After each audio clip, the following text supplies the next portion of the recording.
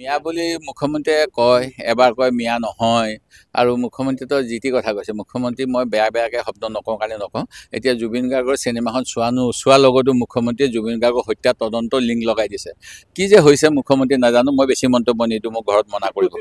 হয়, ক'ব পৰা নাই, মই উত্তৰটো দিম, ভালকৈ আলোচনা কৰি লওঁ। আপোনাক যেতিয়াই মই উত্তৰটো পাই যাম দি দিম। কৰিছে বুলি প্ৰথম দিনাৰ পৰা কৈ আহিছোঁ। মুখ্যমন্ত্ৰীৰ কাৰণে তেওঁ গুৰুত্ব বেছি পায়। তেখেতে যিবিলাক মানে ৰেটিক কৰে, তেওঁ মানে ইণ্টাৰভিউটো দিয়াৰ আগত ইমান সময় তেখেতৰ অসমত জ্বলন্ত সমস্যা ইমান আছে।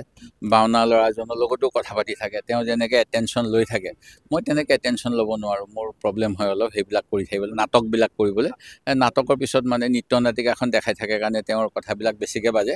আমি সঁচাটোৱে কৈছোঁ, প্ৰথম দিনাৰ পৰা মুখ্যমন্ত্ৰীয়ে ৰাজনীতি কৰি আছে আৰু যোৱাকালিলৈকে কৰিলে। আৰু কি কথা কৈছে তেখেতে জেলত থাকিলে।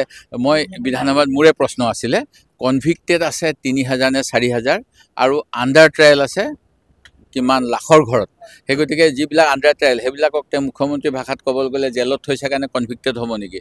আমাৰ ৰিতম সিঙে আজি লিখি আছে, মোৰ বিৰুদ্ধে চাৰ্জশ্বিট দিয়া নাই, মোক লখিমপুৰ জেলত থ'লে, মৰিগাঁও জেলত থ'লে, এনেকৈ লিখিছে আজি। সেই গতিকে মুখ্যমন্ত্ৰীৰ কথাটোতো ৰিতম সিঙক উত্তৰ দি দিলে মুখ্যমন্ত্ৰী আৰু ৰিতম সিঙৰ কথাখিনি আপুনি মুখ্যমন্ত্ৰীক সুধিব নেক্সট টাইম আপোনালোকে সুবিধা পালে। হয়, মই তেখেতৰ কথাটোত মই একেবাৰে যদি মই অপৈণত হওঁ, কথাটো মই অখিল গগৈক প্ৰতিবাদ কৰিম। সকলো কথাতে অখিল গগৈক প্ৰতিবাদ কৰিব লাগে বুলিও আপোনালোকে ভাবিব নালাগে মোৰ পৰা। হয়, মিত্ৰতা যদি আগতীয়াকৈ হয়, কৰ্মীবিলাকে ভাল পায়, কোনে কাৰ হৈ লাগিব লাগিব, চেষ্টা কৰিছোঁ, সেইটোৱে ক'লোঁ। ময়ো নাজিৰা এৰি দিম বুলি কৈছোঁ দৰকাৰ হ'লে। আপুনি মোৰ চেলেঞ্জটো আজি বজাই দিবচোন। আপুনি বিচৰা বাতৰি পাব কেৱল নিউজ 18 এপত। নিউজ 18 এপ ডাউনলোড কৰিবলৈ স্কেন কৰক এই QR কোড। গুগল প্লে ষ্টৰতো পাব এই নিউজ 18 এপ।